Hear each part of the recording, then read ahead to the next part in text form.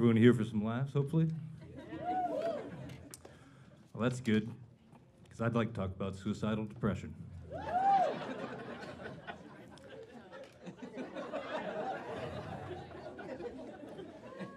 I do have a history of depression, which led me to some interesting conversations with a mental health therapist. The first thing she asked me was if I'd ever done anything to hurt myself.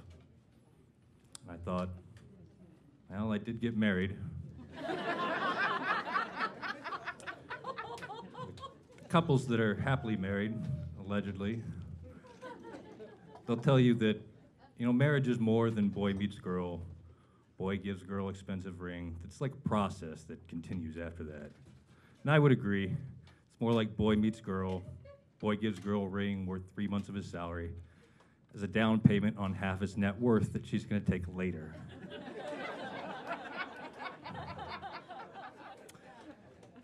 As you might have guessed, I am divorced.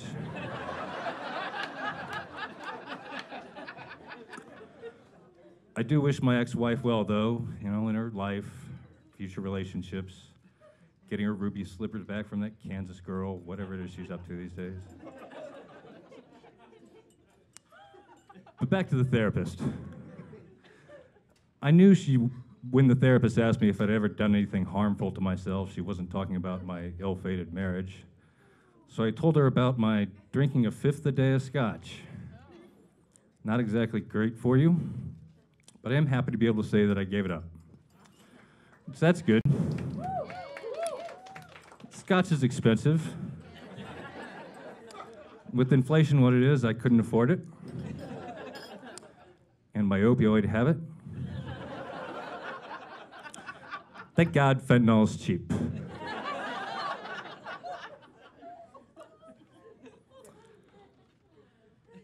It was then that the therapist asked me if I'd ever made a plan to kill myself. And I kind of thought that maybe she wasn't very good at her job. I had just told her that my plan for alcoholism was to treat it with fentanyl.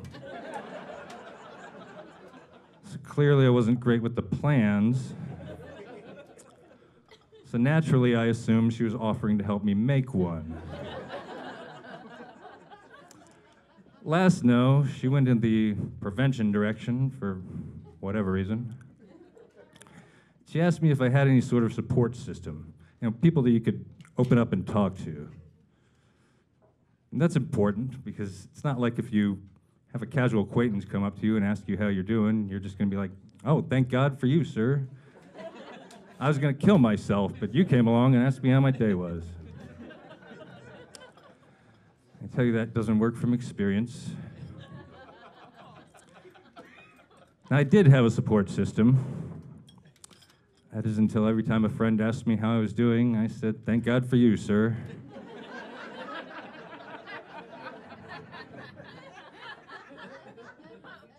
Turns out that doesn't work with friends either. But this therapist, she doubled down on the idea that I get a support system. And she told me that people who don't have any close friends or family are the most susceptible to suicide. And that seemed pretty sad. But then I thought about it and was like, well, it's not like anyone's going to miss them.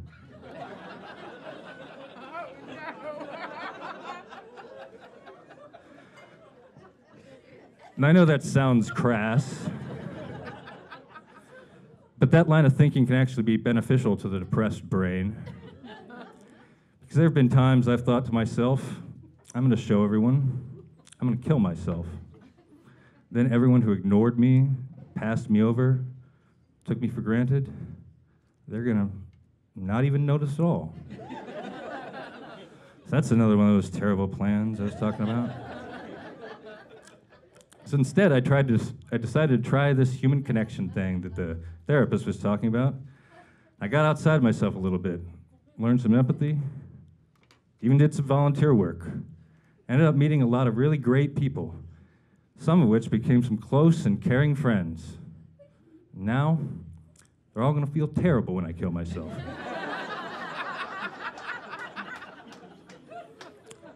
I am just kidding. I don't have any friends.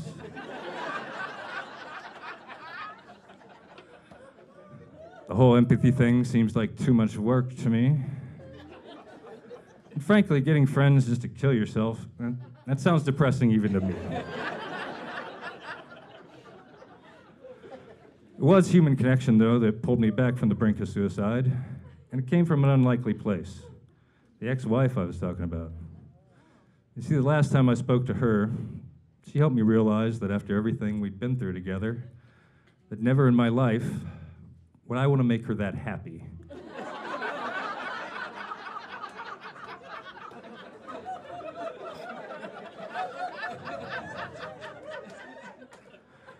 Although I suppose never in my life would sort of be the point.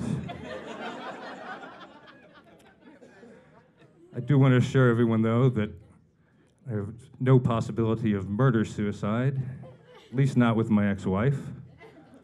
You see, when your brain is default set to depression, you assume everyone else's is as well. I sort of have this idea that if I'd show up at my ex-wife's house with murderous intent, be like, "Hello, ex-wife. How are you doing?" She'd answer with, "Thank God for you, sir."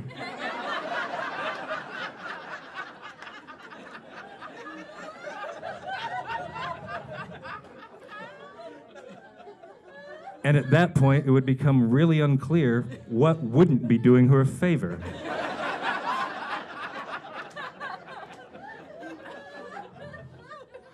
Now, I am just about out of time here in my set. But I do want to assure everyone that I am not going to kill myself.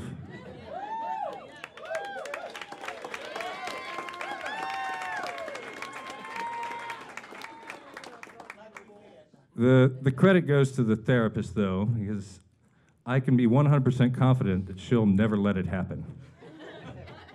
You see, I book all my appointments on a deferred payment plan. Thank you.